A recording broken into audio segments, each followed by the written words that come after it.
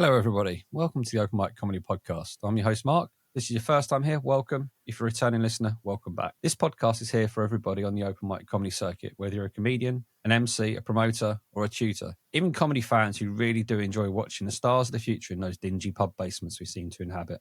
If you're thinking, I could do that, then this podcast will guide you on what to expect on this crazy circuit from those right in the centre of it.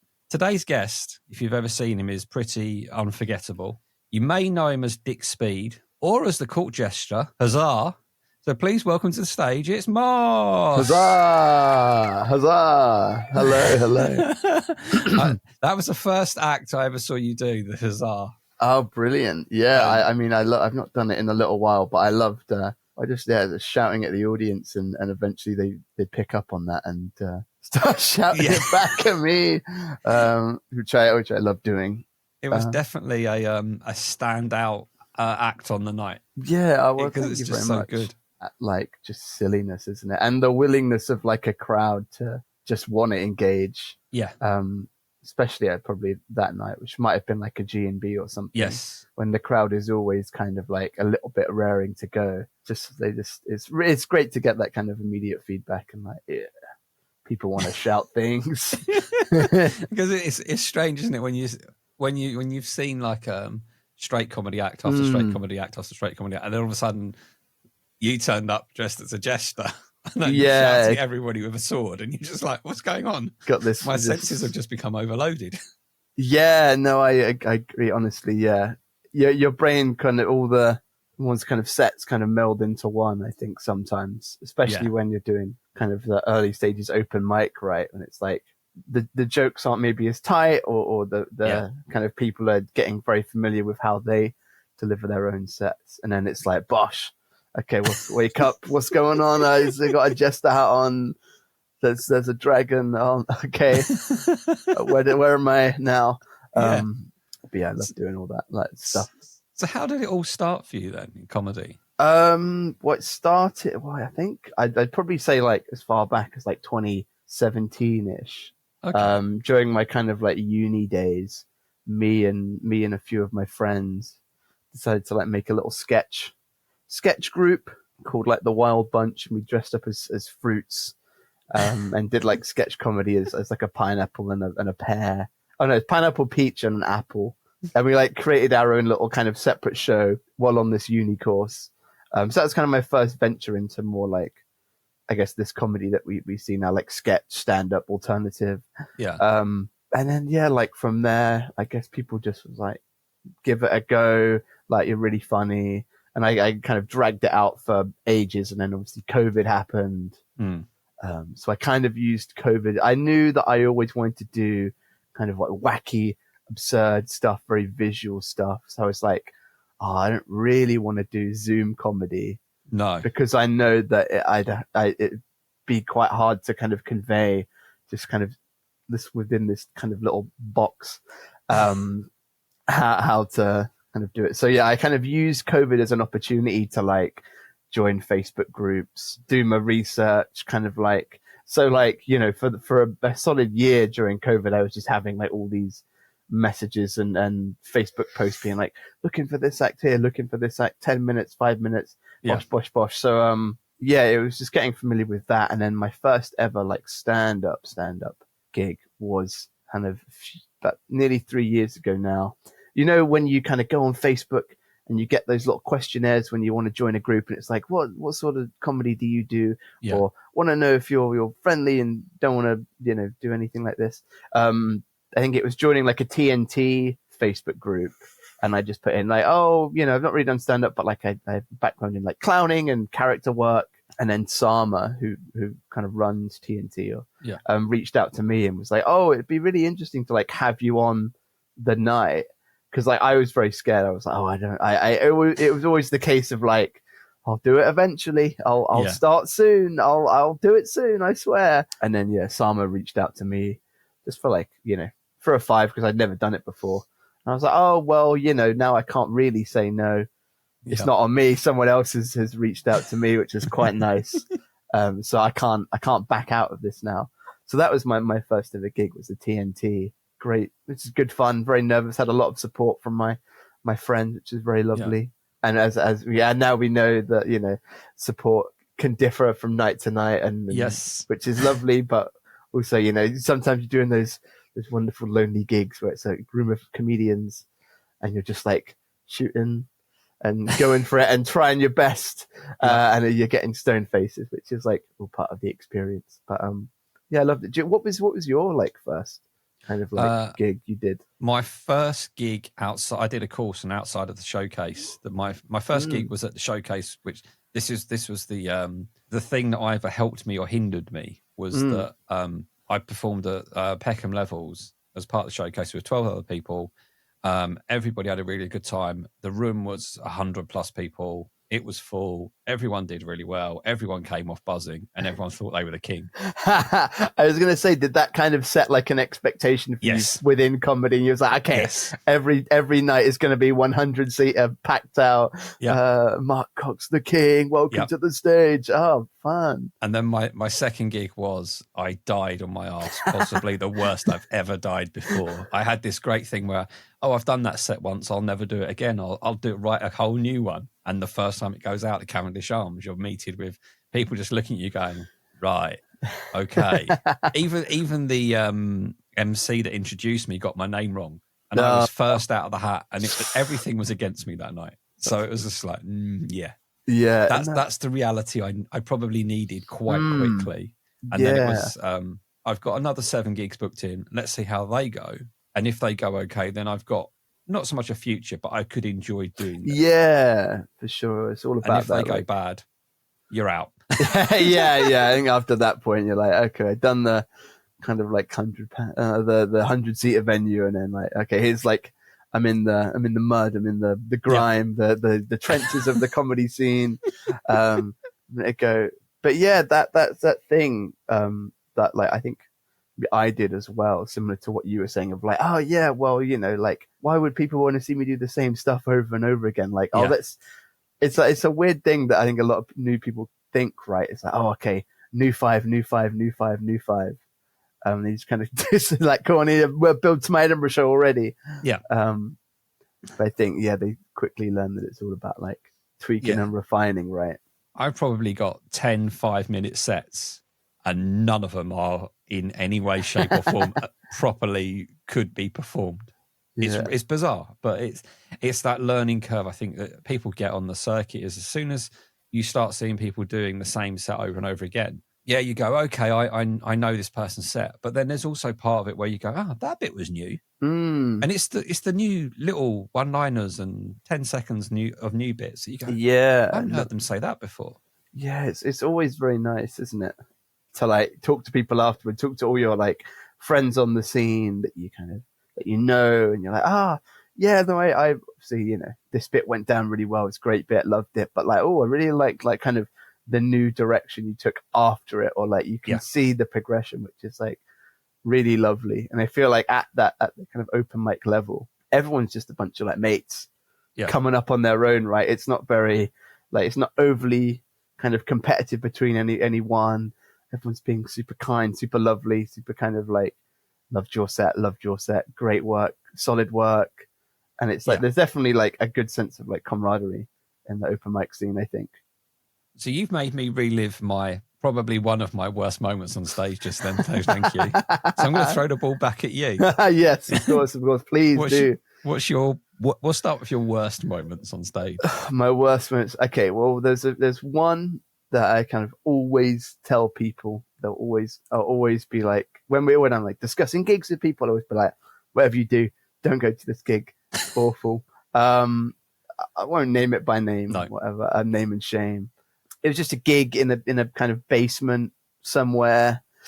It was all completely lit in like red, so it's dark red lighting.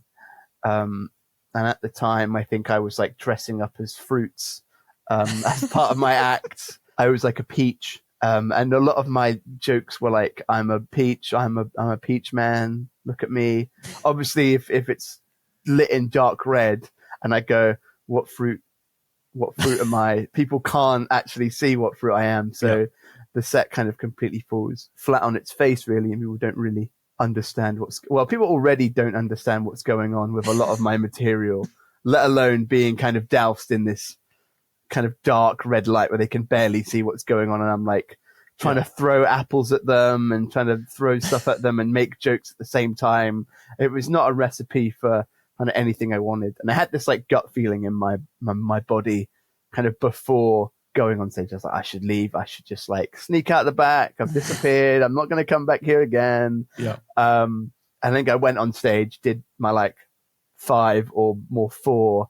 It was like, packed my stuff. I made sure to take the time to pick all of my props up before I left. Took the kind of like an extra 30 seconds being like, I'll take that. All right, see you everyone now. Just straight out the door. It was not my favorite time on stage. And I think another time, same character, the Peach. Yeah. I did Up the Creek to my kind of my ignorance, I think, at the time, because I was like, oh, I'm gonna do Up the Creek. Oh, this is easy. Wow, I just got booked in for that. Like nobody's business. I'm doing a little 5 at Up the Creek. Oh, look at me go.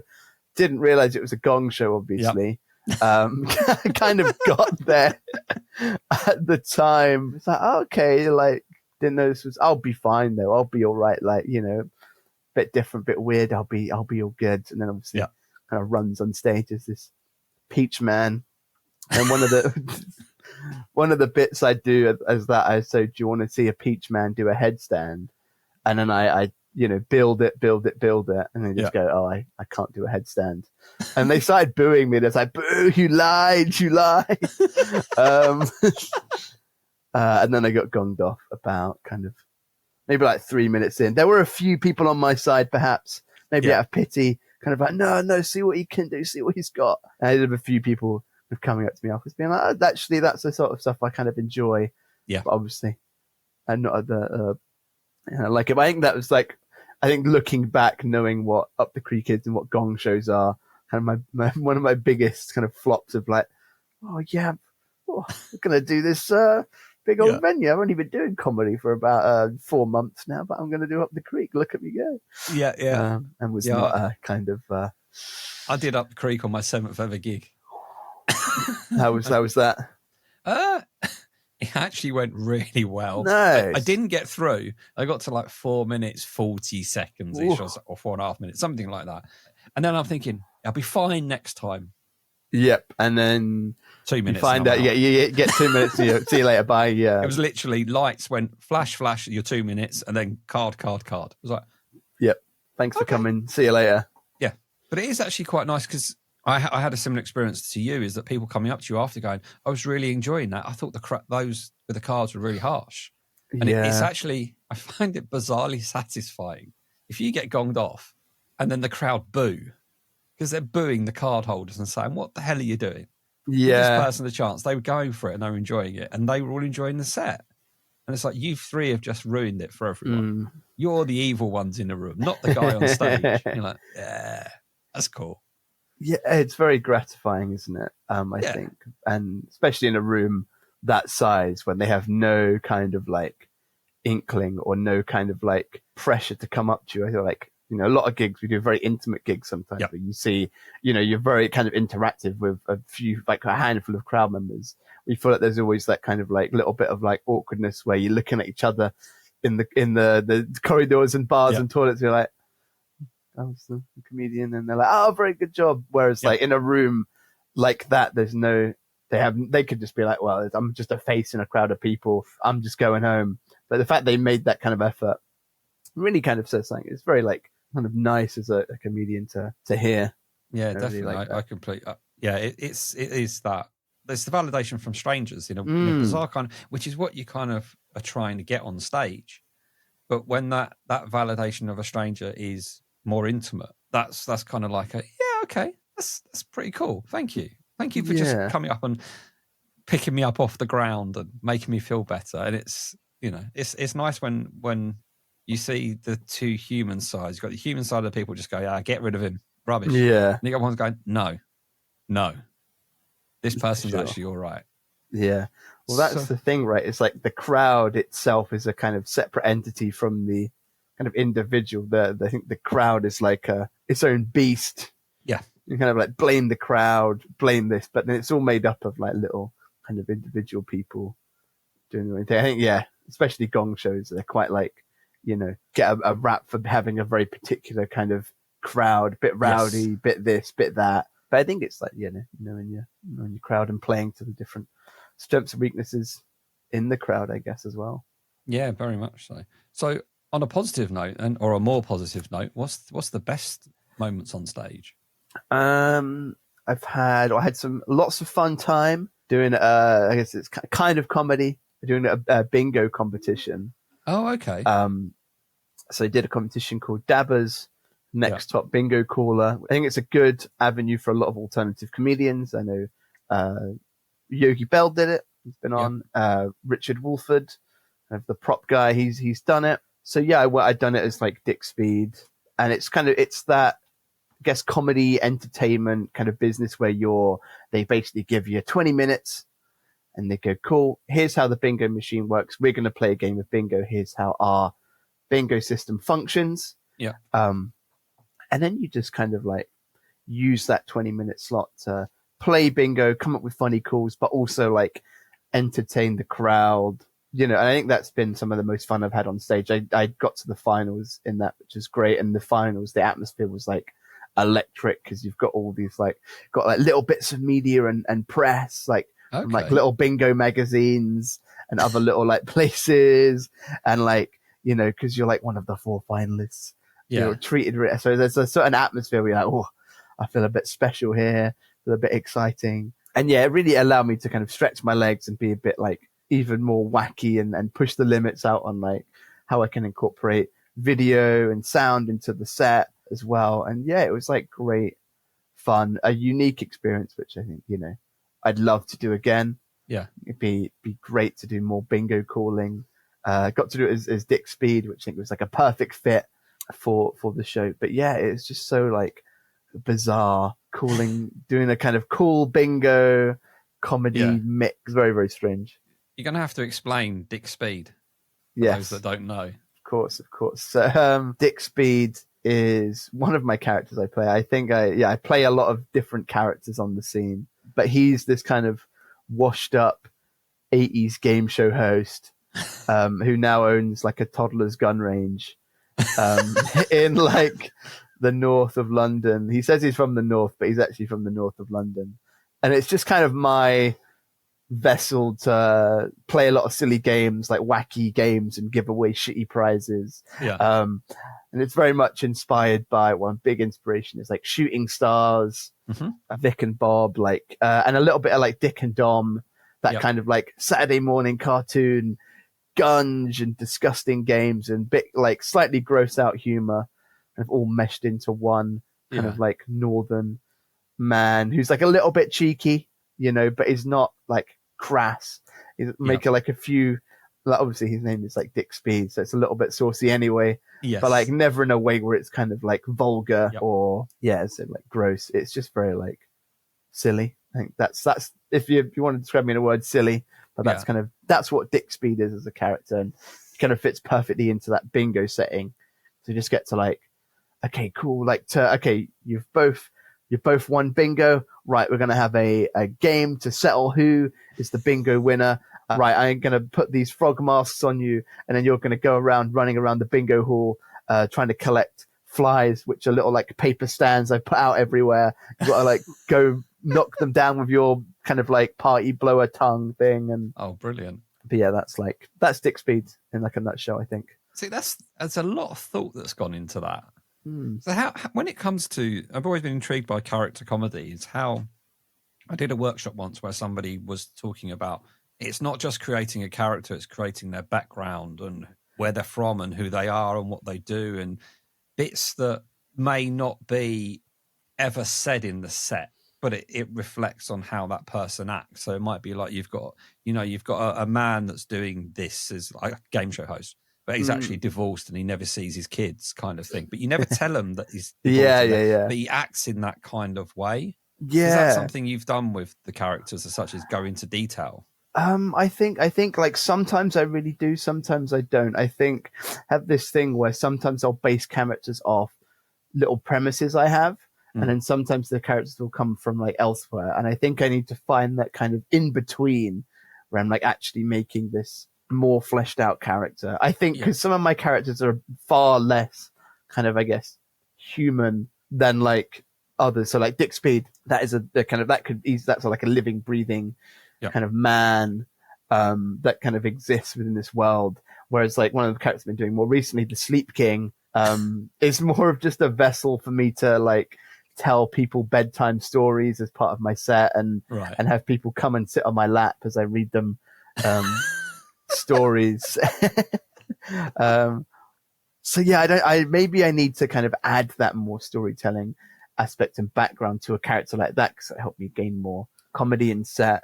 But yeah, I think with like Dick Speed kind of, it exists in its own kind of world. I think it's a combination of like throwing stuff at the wall when it comes to like writing and then doing it. So I like be like, okay, cool. How do I think of the Dick Speed origin? Right. Okay. I think originally he was like a women's, unofficial women's yoga instructor. And I was like, oh, that's a bit like it might be a bit on the edge, maybe a bit like in that kind of day and age of people kind of celebrities and stuff. I was like, okay, maybe that's a bit much. Right. Okay. Like, let's try this one. And then we do gun range for toddlers. I think that's like the perfect blend of like just out there enough that people are like, yeah, this isn't that. It's just really goofy.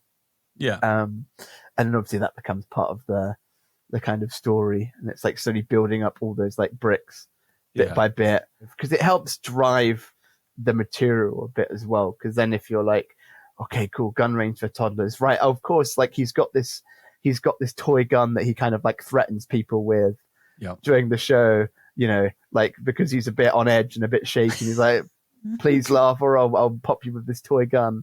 Yeah. And then it all kind of feeds into itself and it creates a bit more like layered backstory of this kind of character. But I think that's mainly like, part of that. But have you thought of ever kind of like delving into character comedy or would you give it a go for like one-off? Yeah. I've said for a while, it actually came out of the GMB's Everything But the Gags thing, kind of course, a day or a couple of hours really. One of the tasks was create a character and describe the character. And it got me thinking about, I wanted to create a character that was basically an IT geek, but he would get up and he would stand like giving a presentation, but the whole presentation would be about how he is the world's greatest lover. But completely unassuming. And he's the world's greatest lover because he's made more men touch more men and more men touch more women and more women touch more men. Because he was the man behind Tinder and Grindr. And that's the kind of thing but when you get to that bit at the end, it's like, that's why you've got a really socially awkward man sat there or stood there behind a plectrum, kind of giving this talk about IT. And you kind of go a little bit niche. He's there wearing like a bluey grey shirt, a knitted tie, a jacket that doesn't match the trousers. Do you know what I mean? It all comes together quite nicely. Yeah, he's the sort of guy that squirrels the money away. He's never lavish with any of it, but he's created so much in the world. That's always been in the back of my mind for ages to try and create. Nice. I've never had I put thought into it clearly. Yeah, no, it's got a lot to it. The amount I think that would need to go into it. And part of me was thinking I could use like the music stands that they have at gigs and stuff. Then I could put the notes there. It's a bit of a cheat. Yeah. He also has to be socially awkward. Like, I don't really want to be here kind of thing. So he needs to look like he's referring to things. So there's all these kind of little things in my head, but it's bringing it all together and finalizing it all. And and just having the guts to do something like that, which is very much out of the whole comfort zone thing. But yeah, I swear one day if I'm still doing this in a year or so's time, it will happen. It will happen. Yeah. It might be terrible. It might be absolutely awful because I don't have any jokes written or anything like that. It's just the character. Idea. Yeah. And Yeah, I don't know. We'll see. I need to find the right room for it. Yeah, for sure. Well, that's like why Nights, like the kind of, I'm not sure how frequently he kind of does them, but like the G&B kind of like character comedy nights or out your comfort zone nights, they're really good for kind of like having a nice safe environment where you can push the boat out a little bit more and like enjoy it. And I think like, you know, I do a lot of kind of higher end, kind of slightly wackier stuff, but I think, you know, character comedy and alternative comedy, I've seen character acts, you know, who are very much just rooted in natural characters, like you're saying, like it's just a spoof of someone's grandma. Yeah. But it's like, it's just the character is done so well that it works. And then even like hazard at saying like, obviously, you know, Phil Cornwall, Mr. Corporate, I'd say like he's on that very verge of like a character act, right? Because it's like him, but it's like him as a spoof of this corporate world, right? And I'd be like, that's a character act. It's very kind of close to him and close to what he does, but it's still like, that's not Phil, you know, that's like a character of kind of Phil. So I think character comedy can really kind of be like anything. It doesn't have to be super wacky, super high end. Like I'm playing this kind of like court jester character. It can be just like, I am a little IT nerd turned up to 11 sort of thing. And it works either way, I think. There was something I wanted to touch on as well. Yeah. You worked at Hamleys. Yes, I did. I mean, everybody knows Hamleys. Yes. That must have been a hell of an experience. Or is it going to turn out to be completely dull and boring in the end? No. Hamleys is, as I don't work there anymore. I've quit recently, so now I'm kind of floating in the space in between. But yeah, no, I did Hamleys for 3 years. I done 5 Christmases, a few as like a temp as well. But yeah, it's like, it is an experience. There's a lot of like really good stuff you get to do like day to day. Where obviously when you kind of walk past the store, you see the people dancing, you see the people saying hi to everyone in these costumes. You see big Hamley bear, kind of like mascot suit. I got to do all that sort of things. Sorry for the Hamleys believers out here that Hamley bear, I am in a suit. I am the man in the suit that you would see between the years of 2020 and like 2024. That's me in the suit. So any pictures between then, it's me there. So yeah, I got to do that, and then there's lots of other kind of opportunities to like private tours, personal shops of the building. We got to the Ritz. We got to like a grotto experience, and then we got to take that to like some really fancy kind of high end hotels. Like this year, we got it set up in the Langham, so we had like our own kind of Hamleys grotto where like Santa was there, we were elves, got to like have this 30-minute experience with families, taking them into the elf workshop. But yeah, it's really kind of, I think it's very much inspiring to kind of work there, because I mention it to a lot of people and they go, oh, what do you do? And I go, well, I work at Hamleys. And they go, yes, that makes sense now. Yeah, it kind of does, doesn't it? Because I guess you have to be so outgoing. You know, a typical comedian to me sometimes is somebody who is, they're outgoing when they're at the gig and they're on the stage, but then they're very much introverted off the stage. Yeah. But I guess you don't get that chance because you're out there on the stage, and then your day job is out there as well, entertaining people as much as you would be on stage almost. Yeah, it's weird, isn't it? And I never really thought about it like that. I think I'm still quite an anxious person, and I think like I have kind of created techniques in Hamleys to kind of like make myself less anxious performing.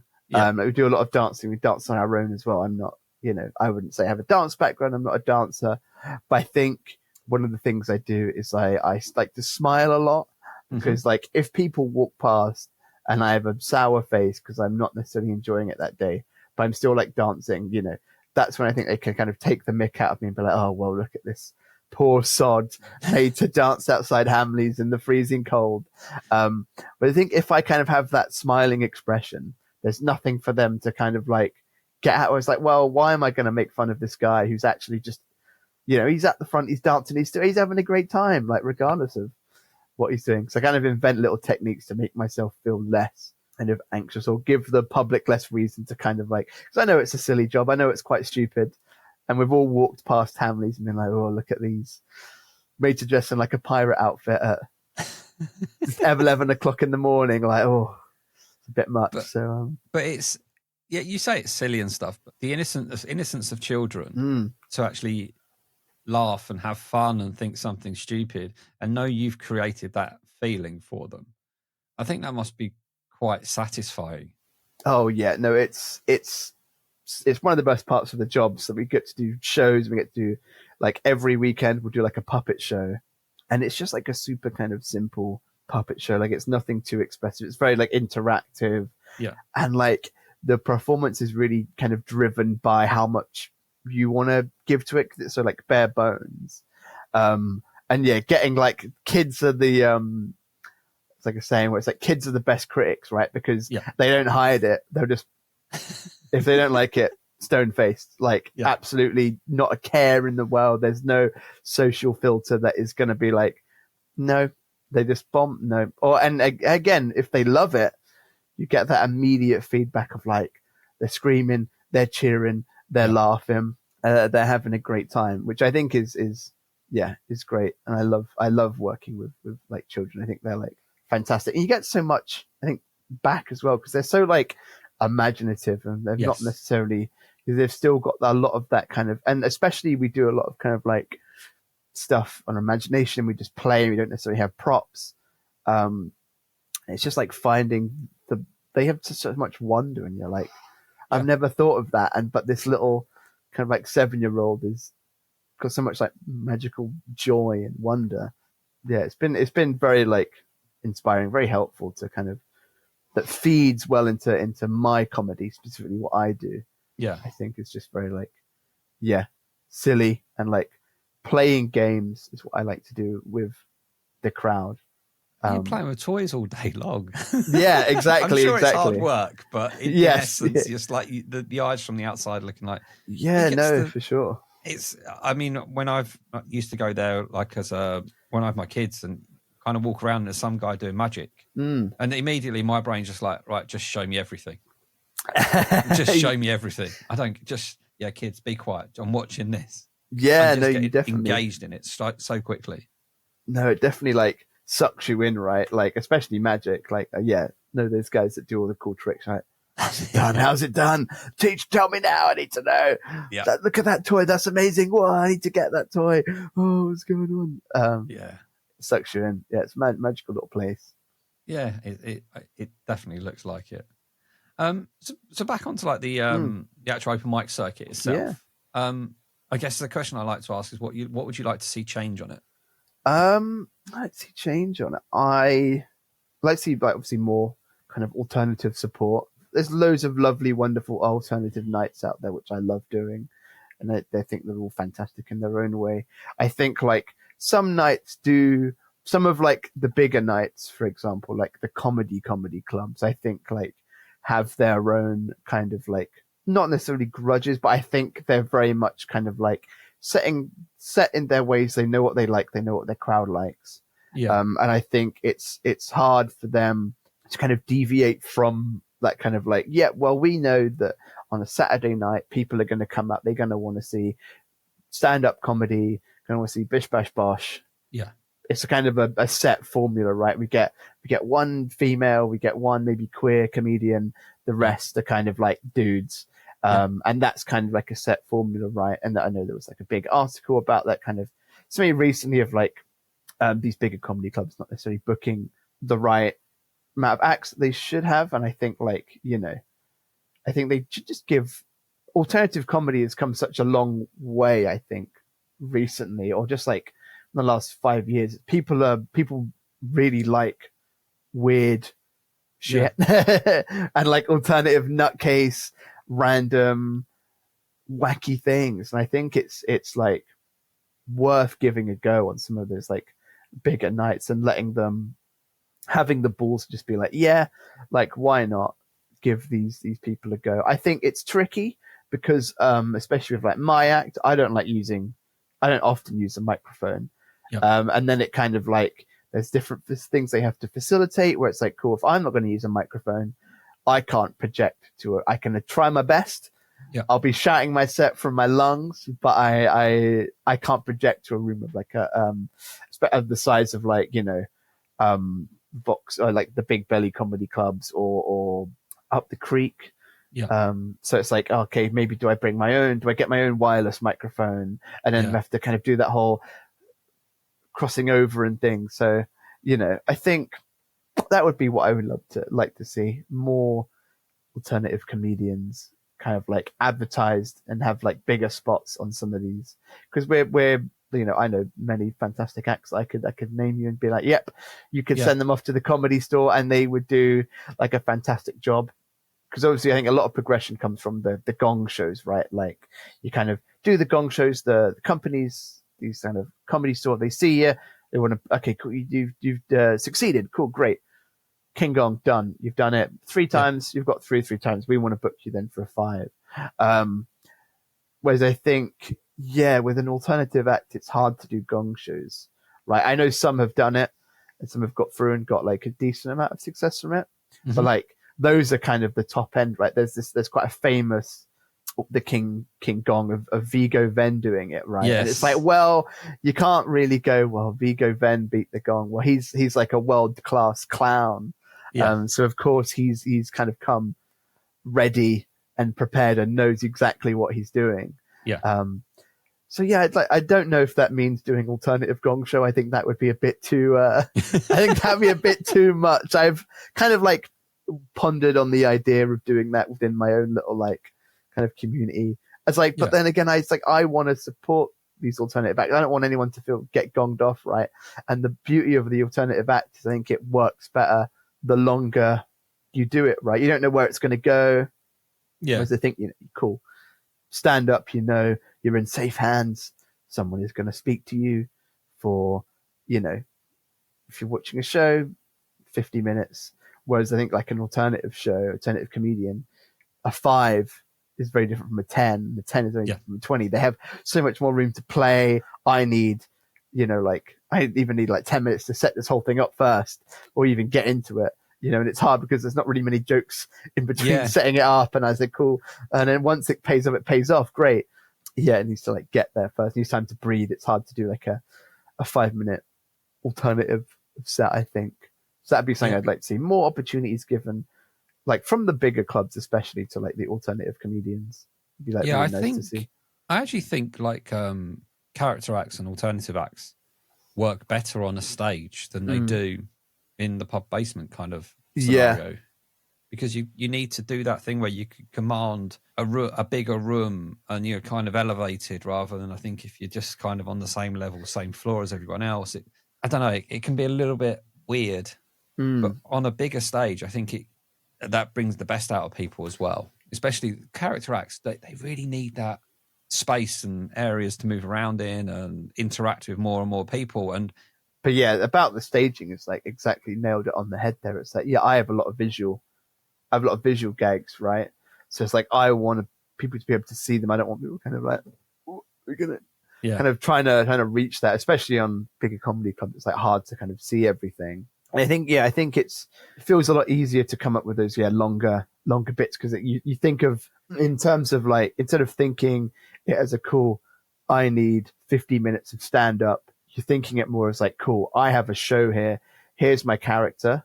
Yeah. And this is the show they're going to do. So cool. We're going to like, you think about it in chunks rather than like, cool, material. It's like, cool, this is the interactive bit. This is the crowd work bit. Cool. This is the bit where we're going to do some cool visuals. We're going to do a little sing song, putting it all together, because there's so many more elements that you can like use, opposed to like a regular kind of stand-up show. Yeah. Greetings, listener. Sorry for the interruption. It's John the Pape from episode 41.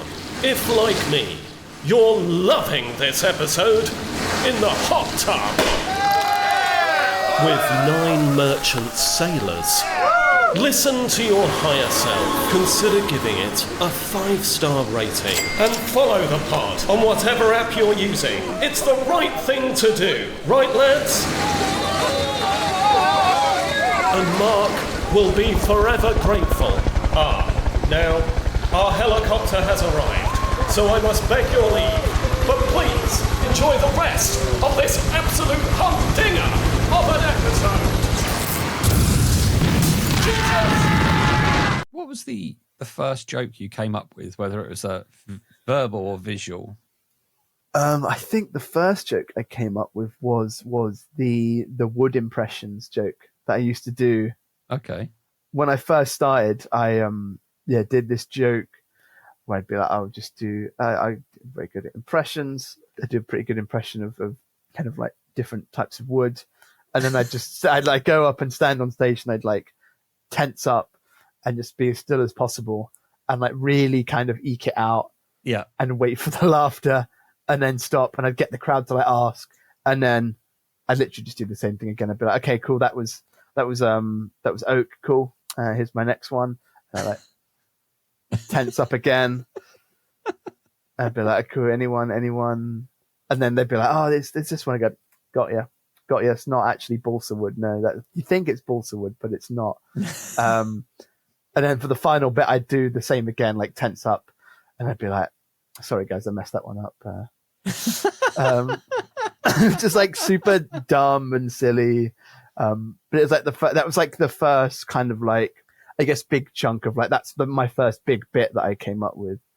But yeah, I just stupid really. I think I was like inspired by some other comedy set where he would like, it's like an old set, like an alternative comedian, like Julian Barrett, where he would like smoke and then pretend to make smoke animals out of like him smoking on stage, and then be like, fuck that one. That's like a large cow intestine sort of thing. And as he would like trail the smoke off.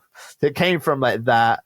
Yeah. And then I kind of like expanded that into other like bits and bobs. And but yeah, people seem to get on board with that for some reason. And they just love shouting out wood when you ask them. As soon as you open the flood doors, right? And you're like, what was that? People are like, oh, wake up. Cool. Now it's time to engage. But yeah, I mean, do you remember your like very first bit that you came up with, and do you still use it today, or is it a bit that you've kind of like been that served its purpose during the kind of up and coming and now a bit more know what I'm doing? My first bit was talking about the climax was a joke about it finished on a joke about Toy Story. And about Andy the kid has had the toys for so long that those toys must have seen some really strange stuff over the years. Yeah. And that was kind of the main catalyst for the set. Everything geared towards that final part. So everything was kind of built backwards from that. Do I still use it today? Occasionally it comes back out. It kind of depends on what mood I'm in. I've got like 3 or 4 sets now that I can kind of go, I'll do that. And it very much depends on the mood and what I think the crowd wants to hear. I look at it where I see what everyone else is doing before me. Yeah. And for example, if you've got white male after white male after white male who makes jokes about his dick or wanking or something, I kind of go, no, I won't do that one. maybe I'll hold up on the third. Yeah, because it's just not worth it. It feels too much the same. So I try to do it that way. And yeah, that joke was the catalyst for the first set. It's still there. My aim now is to kind of take what that joke started as and what the story then became around it, to then change that story as I think I've developed in better writing and stuff. Nice. And actually work out where the jokes actually are in that set as well. Because I find that going back very hard. Yeah. It sounds weird. I'm an inherently lazy person in that I can't sit there and transcribe a set and then try and pinpoint everything that's going. No, I totally understand. I cannot. Like, I'm the same. I cannot. It's so like boring to me just sitting and writing a set. And I know what I need. I need to get that set transcribed, and I need to then go through it and just go, right, that bit doesn't add anything. There's too many words in here and all of this. But then I also find that sometimes when I don't know if you find this with being like a live wire as such on stage, but I'm really trying not to be a word for word comedian. I want to have something that comes out that makes it sound natural, because I don't think I've got the skills at the moment to do a word for word set that doesn't sound like it's a script. I think that's really good to have, actually. Yeah, because obviously I do like done acting bits and bobs before, and like we used to work at the London Dungeons, right? So that's like bosh, script. Yeah. And after a while, it just becomes like the show loses all of its soul, because you're just reading lines rather than like finding the fun. If something throws you, of course, if there's a bit that gives you, it's always worth trying. Like the amount of time I've tried to ad lib and it's gone horribly wrong, the times I've ad libbed and it's gone wonderfully right, is great. And then that's the catalyst to be like, cool, well, I had this bit on the whim. Cool, we'll add that to the set now. Perfect.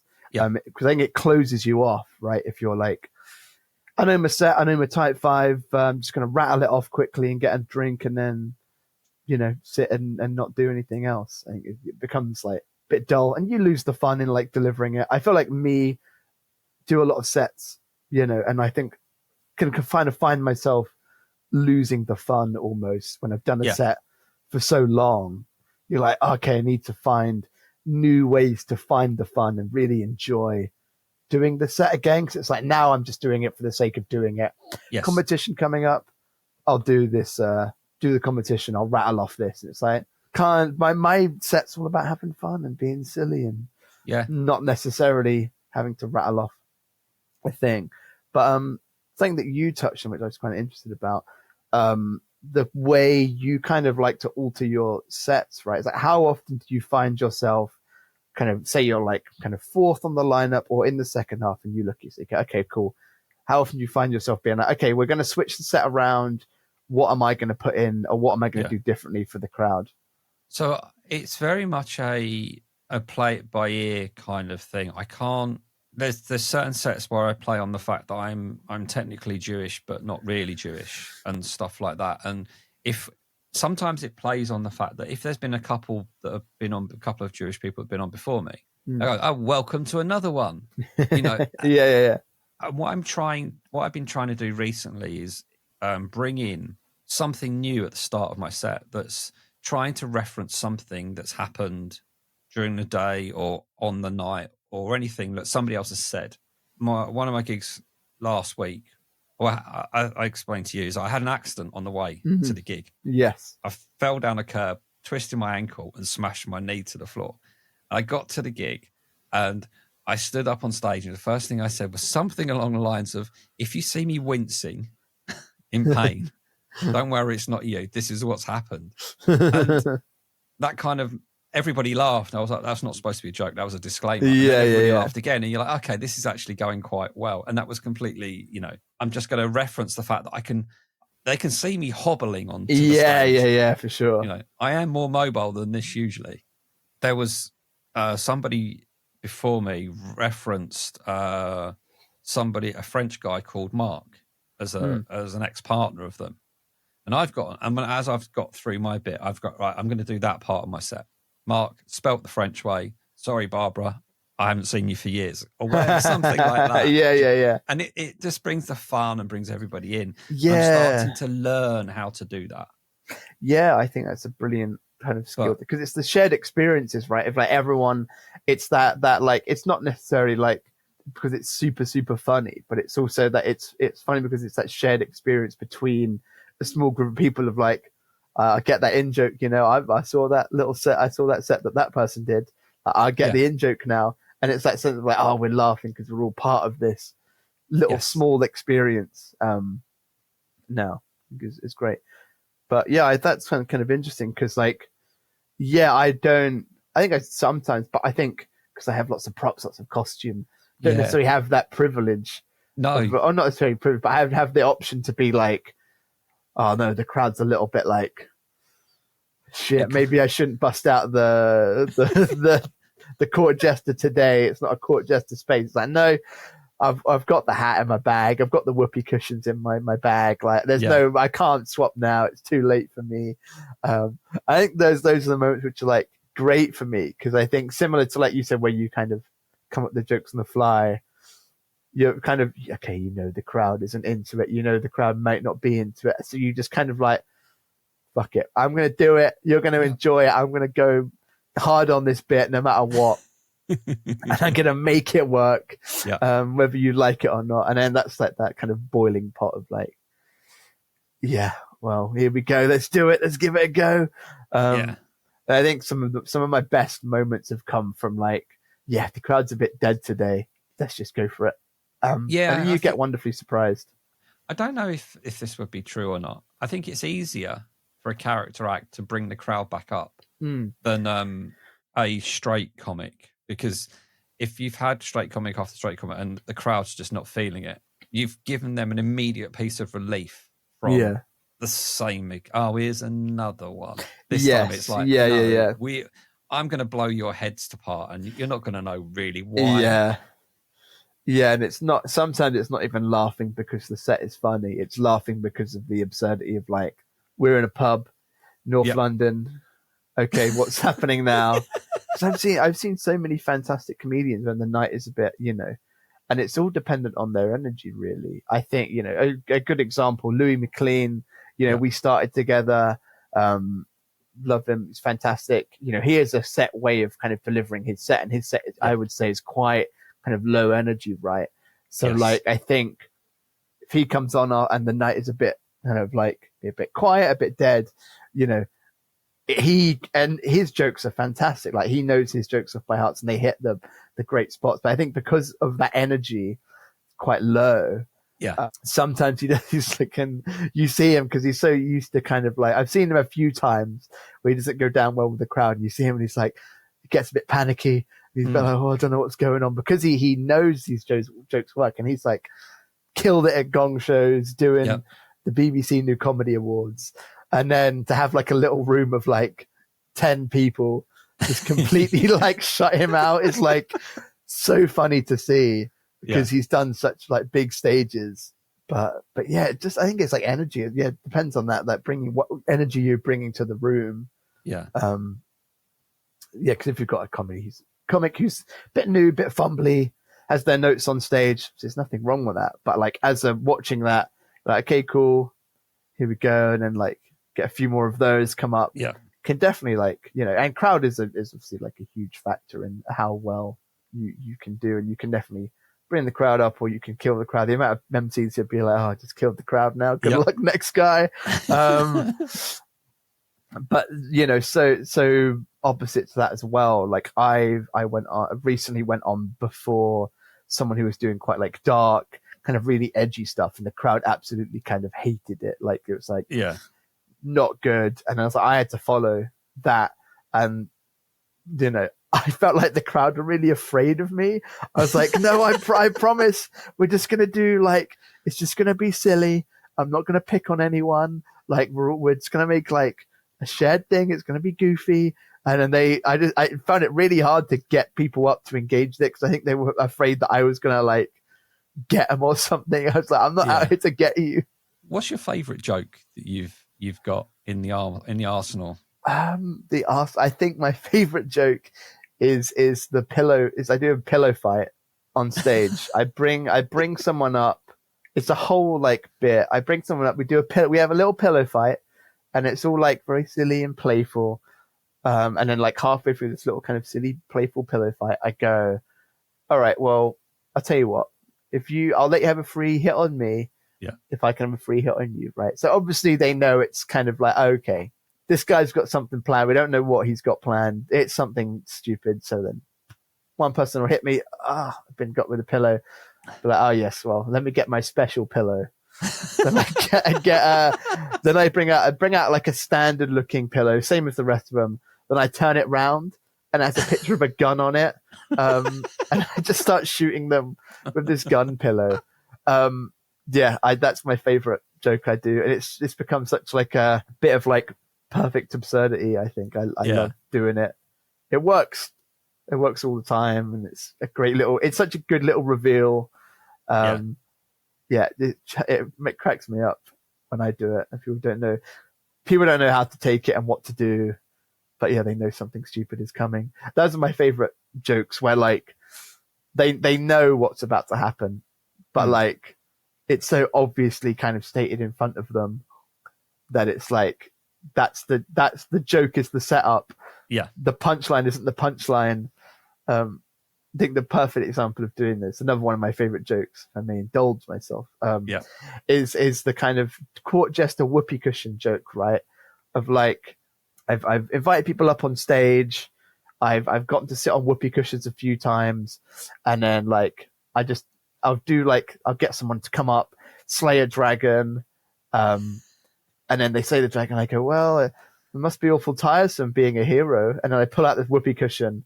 And everyone knows what's coming. Yeah. Everyone knows I'm about to put it on the chair. They're going to sit on it. It's going to be a stupid time. But it's that like the joke is the pulling out. The joke is the setup. Yeah. To the actual like proper joke, which I think is like I love doing that sort of stupid stuff of like getting everyone's in on the joke, sort of thing. So do you have the actual person up on stage in on the joke as well, or is it a case of they don't see it? It's everyone else around them sees it. I think it's I think for a lot of the time it is I'll try and bring it out and I'll bring the whoopee cushion out in a way that they can't see it. Or I think as soon as they hear me say the words, oh, it must be awful tiresome, saving the kingdom from dragons, they kind of know what's coming. Yeah. And they're kind of all in on it. And then it's like the realization of the person being like, oh, I can't sit on that whoopee cushion, haven't I now? Because they know it's fun. They know it's silly. They know they're not getting picked on, but they know it's just like, they feel safe. I think that's like a big part of it, right? Yeah. With my comedy is like feeling safe in the space and feeling like I'm not about to roast someone for their appearance or call them out on their job. Just like, yeah. It's like, the one act like Yogi Bell, when Yogi Bell does his thing with the dolphin's head. Yes, that's great. And you've got the main person on stage who's got their eyes closed and doesn't see what's happening, and everyone else is laughing. It's fantastic. That's just such a... And at that point then when he reveals it to the person on stage and you're just like, where does that idea come from? But it's so funny. Yeah, because it's bizarre. Great. And you're just like, he's got a dolphin's head on and the main person on stage can't see it. What is going on? Yeah, I love Michael, love Yogi. Fantastic. Saw his show, was brilliant. Like, so it's such a brilliant character. I think that like it's one of those, because I have a lot of admiration for what he does, because I can't stick to one thing. I think I've kind of, I get really bored really quickly and I'm like, cool, okay, new character, new 10, bosh, let's go.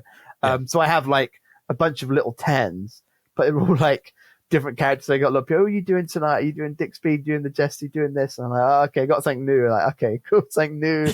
Again, let's go. Yeah.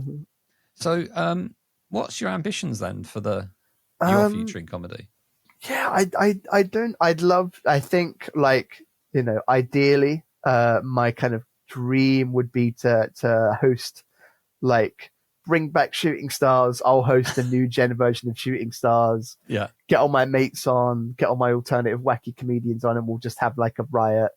You know, I think that would be like the end goal, right? Of like, if I got that position, got that show, that would be happy, because that's such a show that I've come up with watching, that I have such a like love it. I love rewatching all the clips. So if I could recreate that show with the same essence, I think that would be like an absolute dream.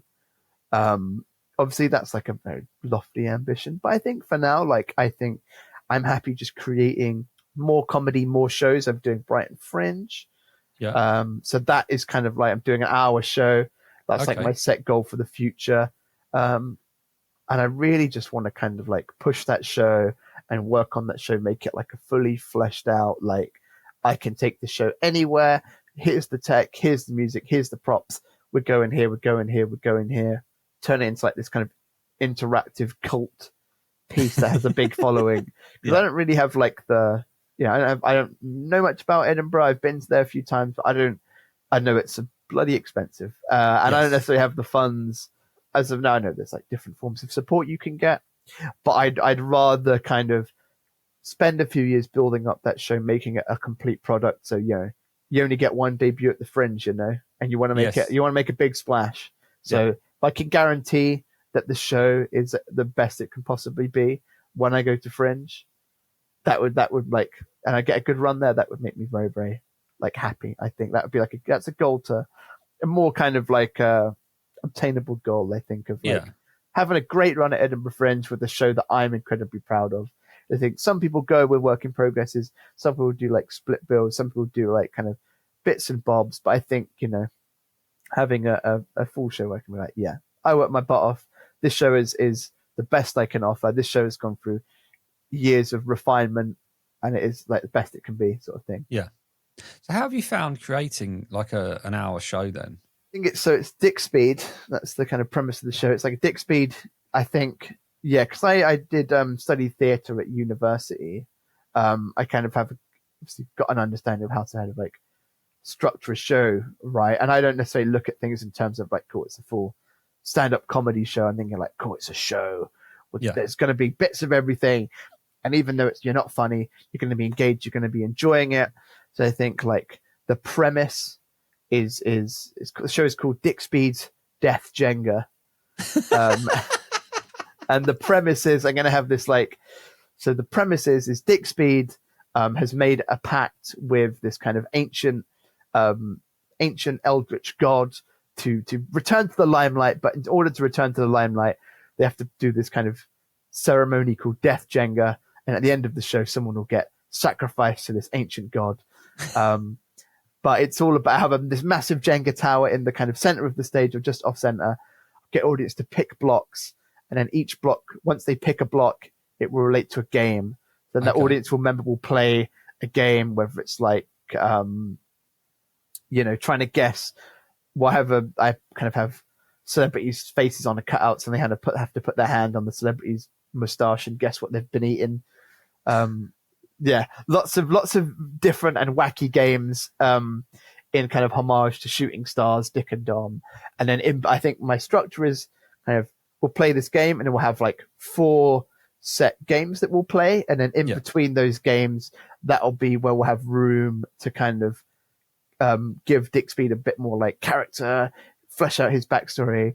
And if I set out, cool, right, okay, got 4 games, setting up the game, doing all the jokes like that relate to the game in between the game, cool, 10 minutes for each game, cool, 4 games, 40 minutes, done, right? Got to make sure those games are tight, on point, top end, because I know those games, as long as the games are really good, I know I can weave jokes in and out of them. I know I can do a lot of improv within them, and they kind of like sell themselves. So cool, that's 40 minutes. As long as the games are on point, that's sort of great amount of time.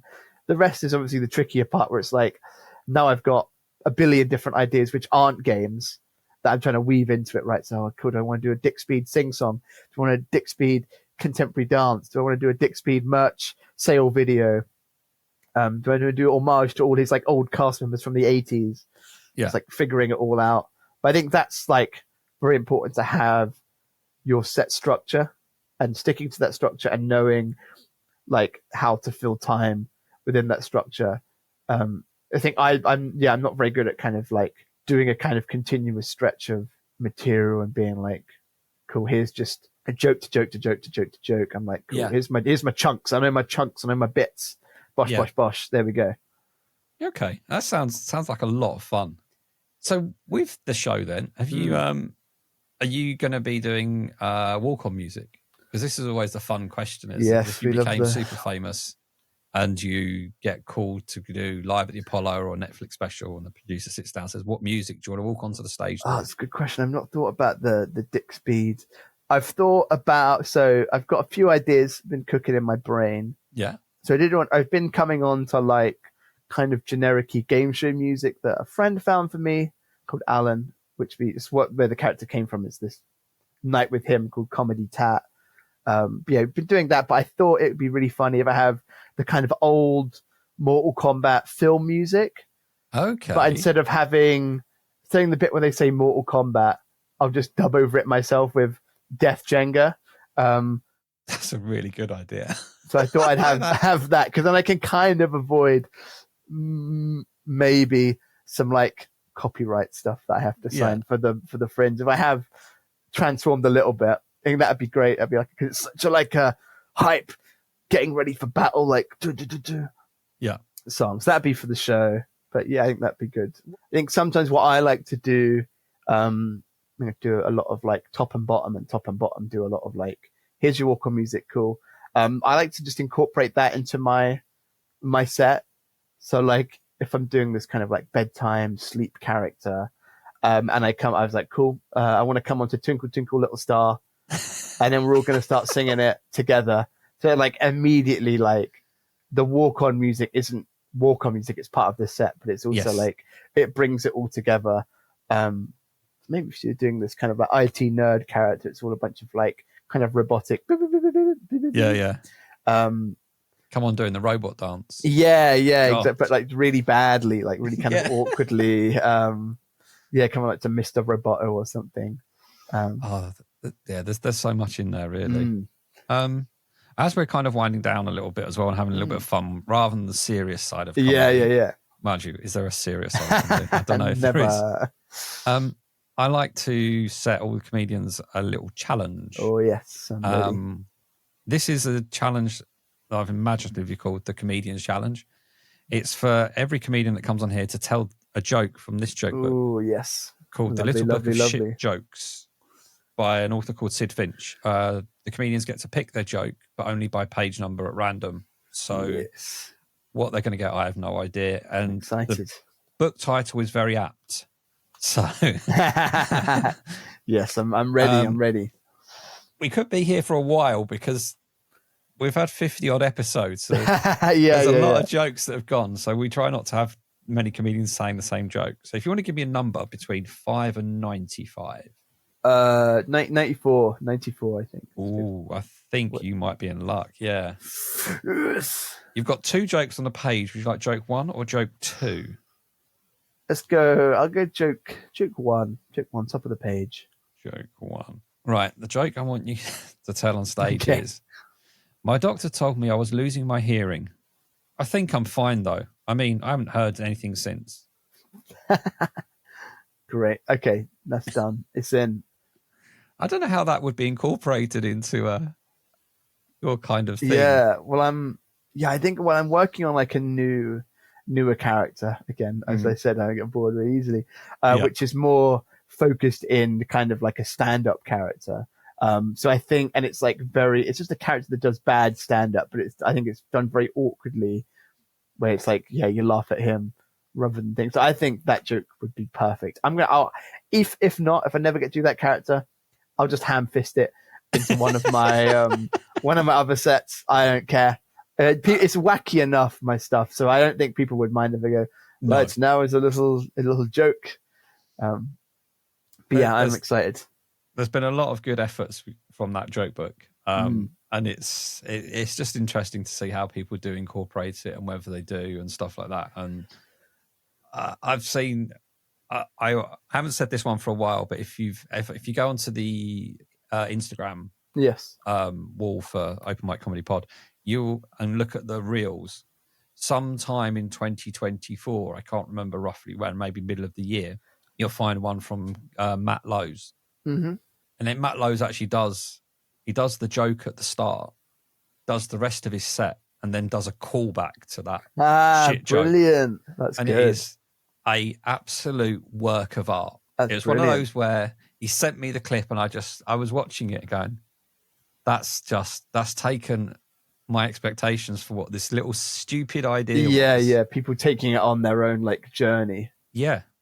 And it's quite funny because somebody, I always say, they reverse Uno'd me. They gave me a joke to do at one of their nights, and I did it, and I actually kept it in my set for about 3 more gigs. Fun. Because I made it work within the set. And I think that's always like the key thing is, you can get up there and say, okay, this is what I'm going to say. But if you can incorporate it in, then I think it's always quite fun. Yeah. And I think the idea of creating a parody of a comedian being completely shit and awkward. Yeah. I mean, I might as well, I can send you the link to the book. You could just read the book. Yeah, please do. That'd be great. That's such a character. maybe I just like kind of take the shell of the book and make it seem like I'm reading from it, but then at the end I reveal there's no jokes in there, sort of thing. That would be good. That'd be perfect. Yeah, please send me a link to the book, and I'll try my best to incorporate the whole book as best I can. So where can people find you then? Mainly on like Instagram, I think is the main one I do.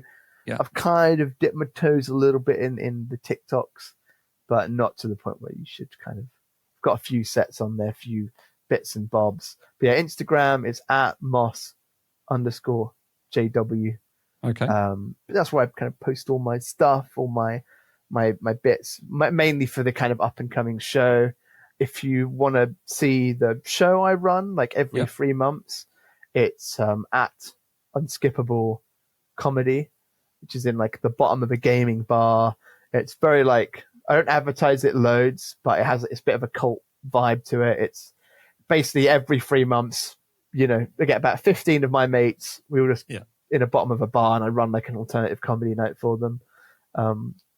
It's a bit of a wild one. Excellent. And yeah, if you want to see any kind of work in progresses for Dick Speeds Death Jenga, I've got a bunch of different kind of dates. The main one is Feb 28th. I'm doing a full work in progress hour at Stoke Newington Loading Bar, which is like the gaming bar I previously mentioned. Okay. And then the big kind of finale to that would be Brighton Fringe on May 17th, just for one night only. Didn't want to go crazy. I thought I'd start small.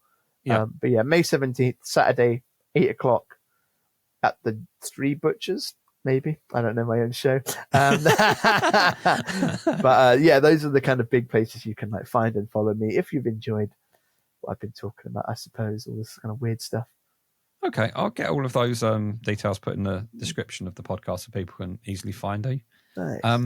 You can find us on Instagram, Open Mic Comedy Pod. We've got a website, openmiccomedypod.com. Whichever platform you're listening to us on, please give it a like, follow, subscribe, whatever they call it these days. And yeah, thank you for your time today, James. My pleasure. We finally did it. No broken bones. No broken bones, just a sprained ankle. But we're here. It's been recorded for everybody. Exactly. That's lovely. Well, thank you so much for having me. It's been so lovely just to chat. Yeah.